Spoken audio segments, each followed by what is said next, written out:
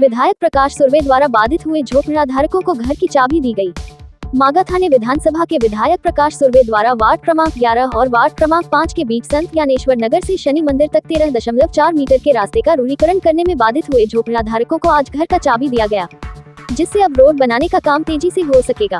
यही नहीं, रास्ते के बीच में आने वाले घर मालिकों को बोरीवली पूर्व के 22 मंजिल इमारत में 300 फुट के घर की चाबी विधायक प्रकाश सुर्वे, सहायक आयुक्त के हाथों घर मालिक को चाबी दिया गया। घर की चाबी मिलने के बाद घर मालिक ने विधायक प्रकाश सुर्वे को शुभकामनाएं दी। विधायक प्रकाश सुर्वे ने कहा कि मुख्यमंत्री एकनाथ शिंदे के मार्गदर्शन में जनता के विकास में जो भी चीज बाधक बनेगी उसको दूर करके जनता का विकास कार्य किया जाएगा।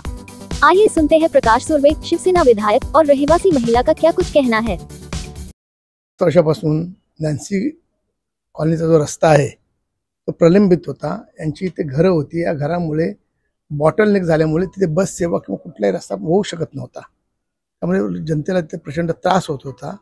या सर्वांशी मीटिंग घेऊन माननीय आमच्या वॉर्ड ऑफिसर संध्या नांदेडकर मॅडम यांच्याबरोबर बैठक घेऊन, कमिशनरकडे बैठक घेऊन, चल साहेबांकडे यांना सुंदर अशी घरं बोरिवली वेस्टला देण्यात आली। त्यांना आज घरांच्या चावीचं वितरण झालं आणि उद्या परवा त्याचं डिमॉलिशन होऊन त्याच्यानंतर तो रस्ताचं काम आम्ही सुरू केलेलं आहे सिमेंट कॉन्क्रीटचं। तर मग जनतेसाठी हा रस्ता खुला करण्यात येईल आणि फार आनंद आहे की ही जी झोपडपट्टीत राहणाऱ्या लोकांना 370-300 स्क्वेअर फीटची चांगली घरं 22 माळ्याच्या बिल्डिंगमध्ये भेटलेली आहेत आणि ते बघून लोकांना पण सुद्धा आनंद झाला ते घरं बघून। आणि मला पण खूप आनंद वाटतो की अशी चांगली कामं आमच्या हातून करतात। आता यांना सूचना काय दिल्या जाणार? एकाकडे एकंदरी यांना रूम मिळाल्यानंतर त्याची विक्री सुद्धा करणार येतात, तर तुमच्याकडून पाठपुरावा घेतला जातो, पण यांना सूचना मी त्यांना आत्ताच चावी द्यायच्या अगोदर त्यांच्याशी बोललो, बाबा अशी घरं मिळाल्यानंतर SRA मध्ये पण बऱ्याच ठिकाणी असं होतं की चांगली बिल्डर घरं बांधून देतो, नंतर लोक घरं विकून पुन्हा दुसरीकडे कुठे झोपडपट्टी बांधतात।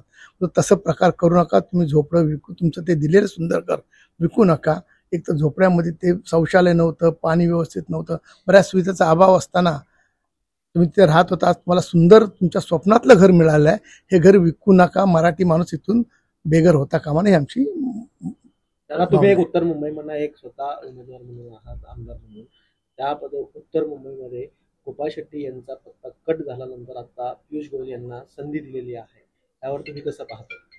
नाही, जे वरिष्ठांनी जे निर्णय घेतला आहे त्याच्याबरोबर आम्ही सहमत आहोत आणि काल त्यांचं आम्ही भव्य दिवस स्वागत केलेलं आहे आणि माझ्या मतदारसंघामधून सगळ्यात जास्तीत जास्त लीड देण्याचा आम्ही प्रयत्न करू। अजून एक यादी येण्यासाठी बाकी आहे भाजपची, पण एकीकडे शिवसेनाची सुद्धा यादी येणं बाकी आहे आणि दुसरीकडे महायुतीमध्ये मनसे हा हात मिळवण्याचा जोर प्रयत्न सुरू आहे। याच्या बाबतीत माननीय मुख्यमंत्री आमचे एकनाथ शिंदे साहेब आहेत, ते योग्य तो निर्णय घेतील।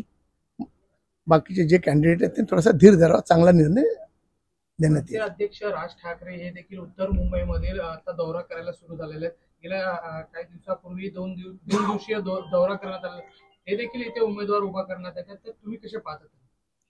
प्रत्येकाचा पक्ष आहे, प्रत्येकाला आपले अधिकार आहेत, त्यांनी त्यांचा पक्ष वाढवण्याचं काम करत आहेत, आम्ही आमचा पक्ष वाढवण्याचं काम करत आहोत। हिंदी आम्ही एकच सांगणार की गोरगरिबांचे आमदार आहेत ते आमचे आमदारच आहेत, आमदार असून आमच्या मुलासारखे आहेत। त्यांनी जे केलं ते सगळं चांगलं केलेलं आहे। आम्ही आनंदी आहोत, याच्या पुढेही त्यांच्या पाठीशी उभे राहणार आहोत। तुमचे घर तुटणार होते, त्यामध्ये महानगरपालिकेने देखील कारवाई करत होती, त्यामध्ये मध्यस्थी करून आमदार यांनी हे मध्यस्थी करून तुम्हाला घर देण्यात आलेलं आहे, काय सांगाल?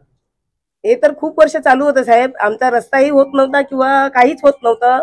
आज जवळजवळ 40 वर्ष हा प्रोजेक्ट सगळा लटकलेलाच होता, पण मॅडम आणि साहेबांनी करून आम्हाला व्यवस्थित घर दिलंय, त्याबद्दल त्यांच्यासाठी आम्ही आभारी आहोत।